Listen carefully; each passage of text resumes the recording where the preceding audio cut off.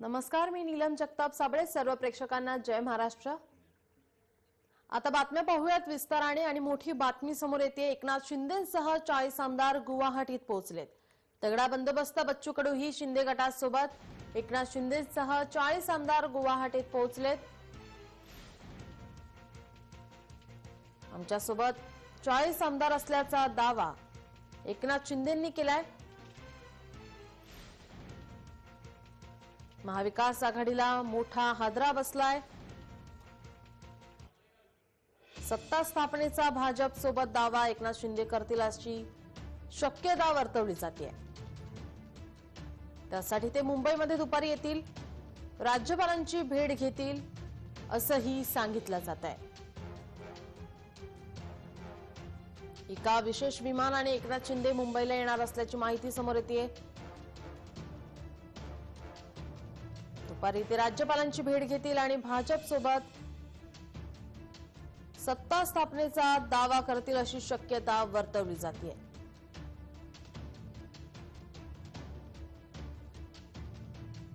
महाविकास आघाडीला मोठा हादरा बसलाय, मोठा धक्का बसलाय. शिंदे आणि आमदार गुवाहाटीला पोहोचलेत.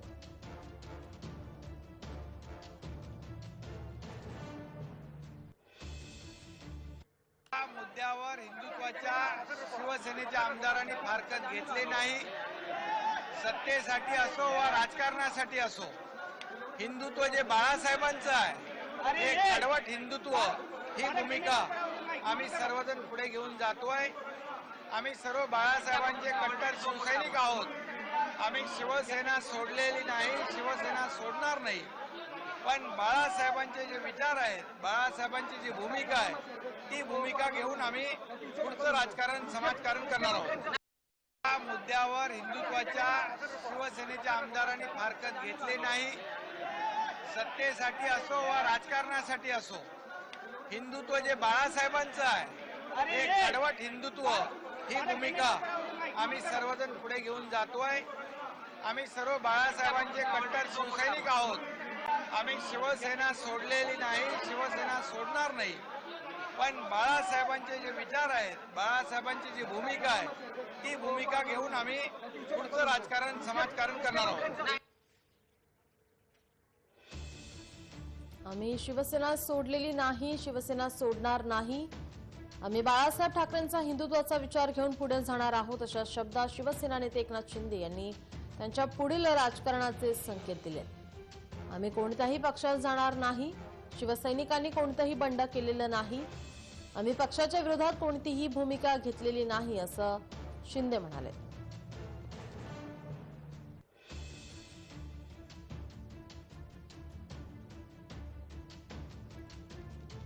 राम रिपाळे हे एकनाथ शिंदेंसोबत आहेत. ठाण्यातील ते कार्यकर्ते आहेत. आपल्यासोबत ते फोन लाईन वरून जोडलेले आहेत. एकनाथ शिंदेंची भूमिका आपण पाहिलीच असेल. एकंदरीतच काय वाटतं की काय नेमकी आता ते पुढची भूमिका घेतील? गेली 35 वर्ष एकनाथ शिंदे साहेबांना ओळखतो. हिंदुत्व सम्राट शिवसेना प्रमुख बाळासाहेब ठाकरे यांचे विचाराने प्रेरित होऊन ते शाखा प्रमुख होण्याच्या अगोदरपासून आतापर्यंत एक कडवट शिवसैनिक म्हणून काम करत आहेत. त्यांना कितीतरी पदं मिळत गेली तरी त्यांच्यातला शिवसैनिक त्यांनी कधीही मरून दिलेला नाही. आणि आता सुद्धा ते एक शिवसेनेचंच काम करतायत. आम्ही 35 वर्ष एकत्र त्यांच्याबरोबर काम करतोय. मी त्यांना जवळून ओळखतो. ते काही झालं तरी शिवसेना सोडणार नाहीत. आजही ते कालही शिवसेनेत होते, आजही शिवसेनेत आहे, उद्याही शिवसेनेतच राहणार आहे. आणि शिवसेना म्हणूनच जे काय पाऊल उचललंय त्यांनी उचललेलं आहे की वंदनीय बाळासाहेब ठाकरे यांना हिंदुत्व अपेक्षित होतं, तेच हिंदुत्व घेऊन एकनाथ शिंदे साहेब पुढे चाललेले आहेत. त्यांची नेमकी नाराजी कशावरती होती, त्या संदर्भात काही बोलणं झालं होतं का? नाराजी म्हणजे ते पक्षाचंच काम करताय, याच्या पुढे त्यांना पक्षाचं काम करायचंय. परंतु त्यांचं म्हणणं असं होतं की आपण हिंदुत्वाबरोबरच राहायला पाहिजे. काँग्रेस राष्ट्रवादीशी आयुष्यभर संघर्ष केल्यानंतर त्यांचे विचार आपल्या विचारामध्ये खूप फरक आहे आणि आपल्या आमदारांना इथे व्यवस्थित न्याय मिळत नाही, निधी मिळत नाही, त्यांच्या मतदारसंघातली कामं करता येत नाहीत आणि सगळे आमदार सातत्याने त्यांना तक्रार करत होते आणि त्यांची दखल कोण घेत नव्हतं, म्हणून शिंदे साहेबांना हे पाऊल उचललं. आता ते भाजपासोबत जाण्याची सध्या चर्चा सुरू आहे, सत्ता स्थापनेची चर्चा सुरू आहे, त्या संदर्भात काय वाटतं? अजूनही त्यांना वाटतं की शिवसेना पक्षप्रमुख आदरणीय उद्धवजी ठाकरे साहेब हे हिंदुत्व घेऊन पुढे येतील आणि त्यांनी कालच सांगितलं होतं की मला मंत्रीपद नाही दिलं तरी चालेल, परंतु आपण हिंदुत्वाबरोबर राहूया. एकंदरीतच आता त्यांचा जो दावा आहे, 40 आमदार त्यांच्या सोबत आहेत, आणखीन काही आमदार त्यांच्या सोबत येण्याची शक्यता वर्तवली जाते. एकंदरीतच काय वाटतं की सगळ्यांचीच काँग्रेसचेही काही आमदार त्यांच्यासोबत येण्याची शक्यता वर्तवली जाते, एकंदरीतच काय वाटतं? आता 2 ते 3 तासामध्ये अजून एक आमदार निघालेले आहेत, ते पुसतील आणि बाकी सर्व सुद्धा आमदार संपर्कात आहेत. त्यांनाही शिंदे साहेबांबरोबर येण्याची इच्छा आहे. मला वाटतं ते 50 पर्यंत शिंदे साहेबांबरोबर येतील लोक आमदार. दरम्यान या वेळेमध्ये आपण पाहिलं असेल की शिंदे साहेब यांच्यासोबत आमदारांसोबत भाजपाचे नेते मोहित कंबोज सुद्धा होते, त्याच्यामुळे या सगळ्या चर्चांना उधाण आले की ते भाजपासोबत जाण्याची शक्यता आहे. ते भाजपामध्ये जाणार नाहीये, त्यांचं म्हणणं आपण लक्षात घ्या की त्यांचं म्हणणं आहे आपण हिंदुत्वाबरोबर जाऊया. काँग्रेस राष्ट्रवादीपेक्षा शिवसेना भाजप युती ही नैसर्गिक युती आहे, त्याच्यामुळे कार्यकर्त्यांनाही काम करता येतं आणि आमदारांना सुद्धा न्याय मिळेल. एकंदरीतच ते जेव्हा सत्ता स्थापन झाली महाविकास आघाडीची त्या वेळेपासूनच त्यांची नाराजी ही होती का? कसं आहे, पक्षप्रमुखांचा आदेश म्हणजे वंदनीय हिंदू सम्राट बाळासाहेब ठाकरे यांच्या विचाराने प्रेरित होऊन गुरुवर्य धर्मवीर आनंदगे साहेब यांच्या तालमीत झालेला ते शिवसैनिक आहे आणि आदेश हा प्रमाण मानून ते आतापर्यंत काम करत आलेले आहे.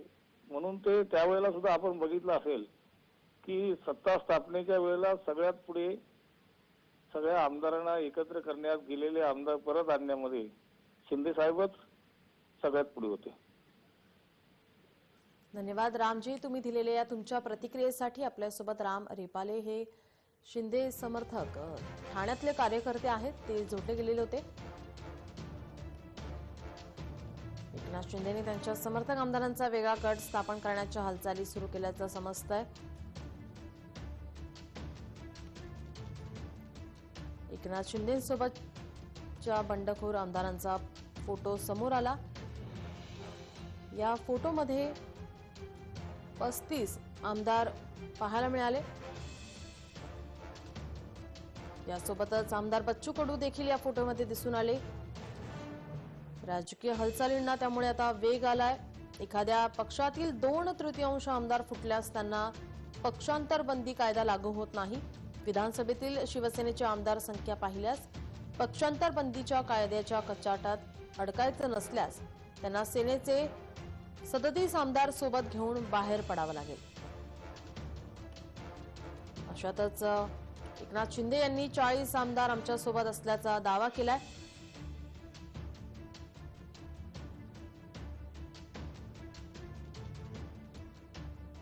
आणखी 10 आमदार येणार असल्याचंही एकनाथ शिंदे यांनी म्हटलंय.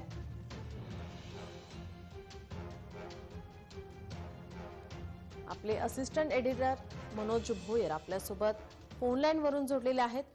मनोज सर, आत्ताचे अपडेट्स.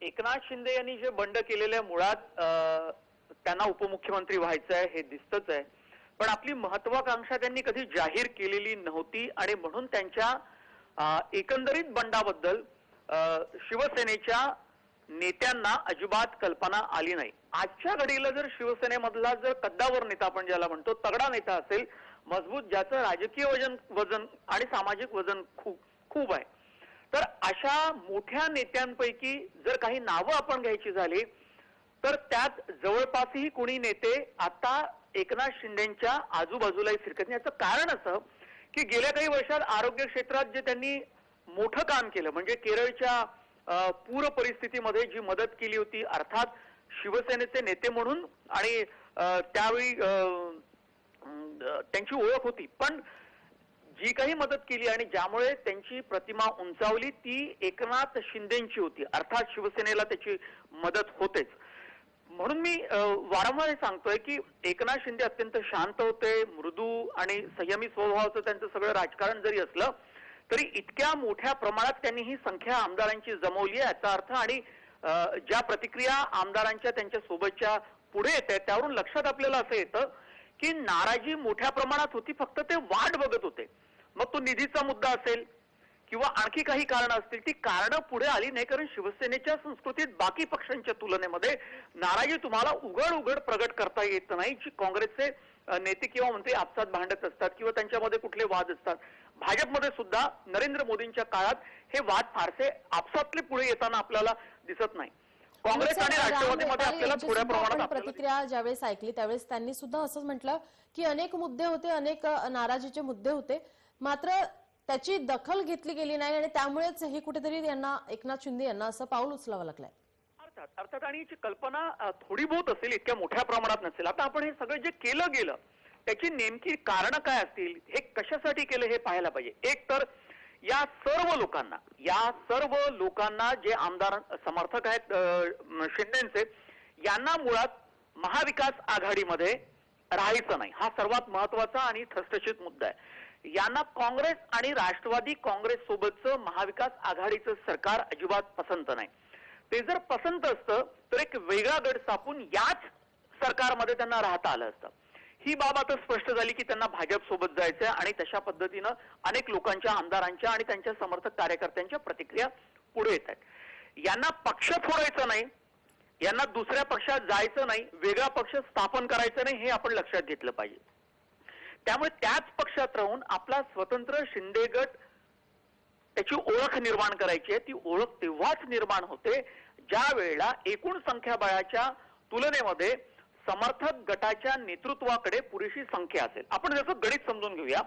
जर 55 आमदार हे शिवसेनेचे असतील, म्हणजे अर्थात तो आकडा थोडासा होता, रमेश लटकेच्या निधनामुळे 1 कमी झाला, त्या आकड्यापैकी जर आपल्याकडे 36 आमदार असतील तर पक्षांतर बंदीचा कायदा लागू होत नाही. आणि मोठ्या प्रमाणात जो दावा आत्ताच्या घडीला केला जातो तो गुवाहाटीमध्ये ते, म्हणजे माझी जी सूत्रांची माहिती आहे, ज्या सूत्रांशी माझं बोलणं झालं त्यांचं म्हणणं असं आहे की 33 आमदार आता आमच्या सोबत आहेत आणि 4 आमदार आमच्या सोबत येतील, ते प्रतीक्षेत आहेत किंवा गुवाहाटीच्या दिशेने निघालेले असतील. अशी एकंदरीत जर आकडेवारी आपण शिवसेनेची पाहिली ती 37 होते. आणि ज्यावेळेला 37 जर शिंदे समर्थक आमदारांची संख्या होते त्यावेळेला पक्षांतर बंदीचा कायदा लागू होत नाही. तो स्वतंत्र गट असतो, तो भाजप सोबत सत्ता स्थापनेसाठी जाऊ शकतो. शिवसेना शिंदे समर्थक असा गट तो उदयाला येऊ शकतो. आपण सत्ता समीकरण जर समजून घेतलं तर एकूण आपल्या महाराष्ट्राच्या विधानसभेची जे संख्याबळ आहे आमदारांचं ते एकूण 288 आहे. आजच्या घडीला ते 287 आहे. शिवसेनेचे अंधेरीचे पश्चिमचे आमदार रमेश लटके यांच्या निधनामुळे. आता या सगळ्याच्या मध्ये तुम्ही जे संख्याबळ आपल्याकडे असतं त्या संख्येच्या तुलनेमध्ये जादुई आकडा ज्याला म्हणतो सत्ता स्थापनेसाठी मॅजिक फिगर जी लागते ती 145 आहे. आता या 145 आकड्यांची जुळवाजुळव तुम्हाला जर करायची झाली तर आपण हा सत्तेचा सगळा सारीपाट समजून घेतला तर आपल्या लक्षात येतं की भाजपकडे आता 106 त्यांचे आमदार पंढरपूरच्या जागेनंतर आणि 5 अपक्ष, याची संख्या होते 111. मी म्हणेल की 112 आणि 113 पर्यंत भाजपची एकूण अपक्षांसहित आकडेवारी बसताना दिसते. शिंदे समर्थक जर आपण पाहिले की 33 आता त्यांच्या सोबत आहेत, 4 प्रतिशत आहेत, म्हणजे वाटेत आहेत, येऊन त्यांना मिळतील 4 आमदार, त्यांची संख्या होते 37 आणि 7 अपक्ष आमदार त्यांच्या सोबत असतील असं सांगितलं जातं. त्यांचे समर्थक सगळे दावा करतात कारण आता त्यांचे समर्थक हे बोलायला लागले आहेत. तर एकूण 33 आणि 4 आणि 7 म्हणजे एकूण त्यांची अपक्षांसहित आकडेवारी होते 43. भाजपची 111 किंवा 112 किंवा 113 म्हणा, ही सोबत घेऊन 43 आकडेवारी जर आपण शिंदे समर्थकांची आपण जोडली अपक्षांसहित तर आकडा होतो 154. म्हणजे जादुई आकडा 135, 145 आणि 145च्याच पुढे हे राजकीय गणित घेऊन जाण्याचा नेटानं प्रयत्न हे शिंदे समर्थक किंवा आमदार करतील. आता जर 154 त्यांच्याकडे जर भाजप आणि हे सगळे म्हणून आकडेवारी झाली तर त्यांचं सरकार येऊ शकतं. 8 दिवसामध्ये मोठ्या प्रमाणात हालचाली होतील. 8 दिवसात हे सरकार पडेलही आणि 2 ते 3 दिवसामध्ये आणखी काही महत्वाच्या या अनुषंगानं राजकीय बातम्या पुढे येऊ शकतील असं बच्चू कडू म्हणाले. ते राज्यपालांकडे कोणता प्रस्ताव घेऊन जाऊ शकतो त्या संदर्भात काय सांगाल?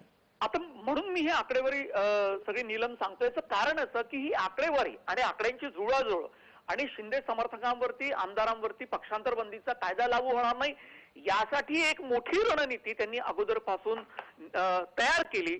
आणि राजकारणामध्ये आपण पाहिले की सत्ता ज्या बाजूने असते तिकडे झुकणारे अपक्ष असतात, सत्ता जिकडे असेल किंवा त्यांचा जो नेता असेल त्या बाजूने जाणारे लोक असतात. आपण पाहिलं की शिवसेनेमध्ये भुजबळ जेव्हा त्यांनी बंडखोरी केली होती आणि ते काँग्रेसमध्ये गेले होते शरद पवारांसोबत, त्यावेळेला सुद्धा भुजबळांचं वजन खूप मोठं होतं. राणेंनी जेव्हा बंडखोरी केली तेव्हा राणेंसोबत पण काही आमदार गेले.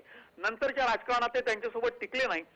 शिंदेच्या सोबत जाणाऱ्या आमदारांनाही ही भीती असेल, पण आज घडीला शिंदे समर्थक आमदार हे अत्यंत मजबूत आहेत. त्यांची भूमिका स्पष्ट आहे आणि भूमिका त्यांनी अगोदर कुठे स्पष्ट केली नसेल तरी पण पक्षाच्या बैठकीमध्ये मात्र तशा प्रकारची नाराजी किंवा त्यांचे मुद्दे गाऱ्हाणी तक्रारी त्यांनी मांडल्या. अर्थात त्याची दखल किती घेतली न घेतली हे आपल्याला आताच्या राजकीय सगळ्या या परिस्थितीवरून आपल्याला लक्षात येतं. पण आताचं हे राजकारण असं आहे. पत्र देतील. दरम्यान एक ब्रेकिंग बातमी आलेली आहे. राज्यपाल भगतसिंह कोश्यारी यांना रिलायन्स इस्पितळामध्ये भरती करण्यात आलेलं आहे.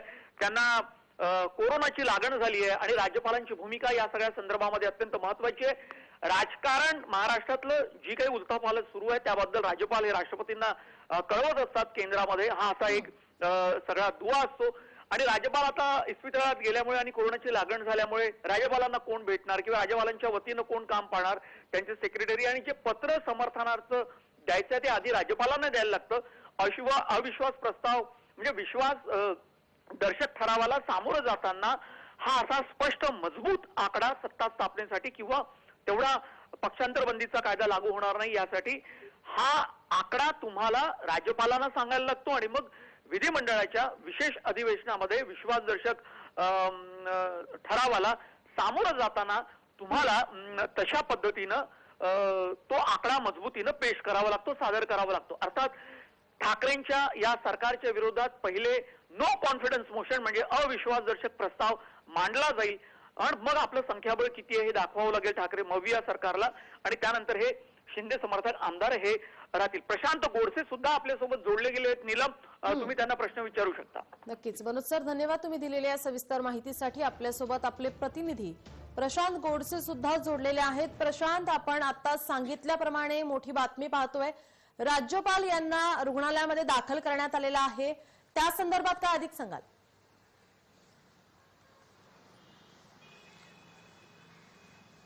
नीलम, राज्यामध्ये राजकीय भूकंप होत असताना दुसरी एक बातमी समोर येत आहे. राज्याचे राज्यपाल भगतसिंग कोश्यारी यांना कोरोनाची लागण झाल्याने त्यांना रिलायन्स हॉस्पिटलमध्ये दाखल करण्यात आला आहे आणि त्यांच्यावरती आता उपचार सुरू होईल. त्यांची प्रकृती स्थिर असल्याची देखील माहिती समोर येत आहे.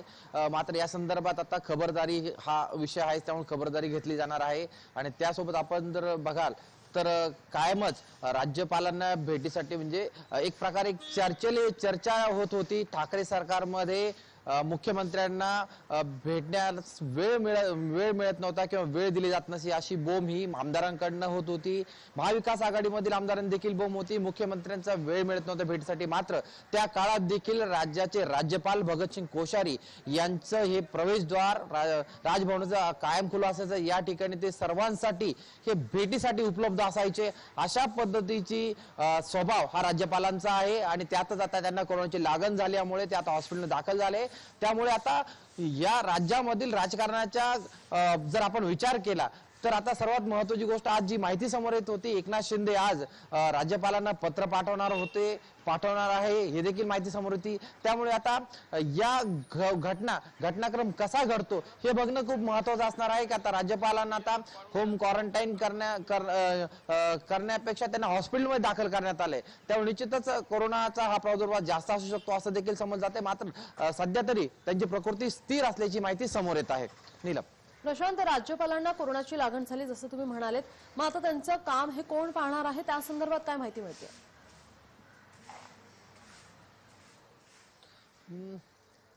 सर्वात महत्वाची गोष्ट म्हणजे ज्यावेळेस आपल्याला आठवत असेल एकनाथ शिंदे जे राज्याचे मंत्री आहेत त्यांना ज्यावेळेस कोरोनाची लागण झाली होती त्यावेळेस ते आयसीयू मध्ये म्हणजे कोरोना ते हॉस्पिटलमध्ये ऍडमिट असताना देखील ते काम बघत होते हॉस्पिटलमधनं आणि त्याच प्रकारे राज्याचे राज्यपाल भगतसिंग कोश्यारी देखील काम बघू शकतात का असे देखील सध्या चर्चेला उदाहरण आलं आहे। मात्र आता सर्वात महत्वाची गोष्ट हे बघावं लागणार आहे की कोरोनाचा प्रादुर्भाव त्यांना किती आहे आणि त्यानंतर त्यांचा जो कार्यभार आहे हा कोण बघणार, त्यांचे सचिव बघतील की काय हे देखील बघणं महत्वाचं आहे आणि ते अगदी काही थोडं वेळ स्पष्ट होईल कारण की त्या प्रकारची माहिती राजभवनाकडनं ही दिली जाईल की त्यांची प्रकृती कशी आहे आणि त्या संदर्भात त्यांचा जो कारभार आहे कारभार म्हणजे कामकाजा संदर्भात कोण बघणार हे देखील बघणं महत्वाचं असणार आहे।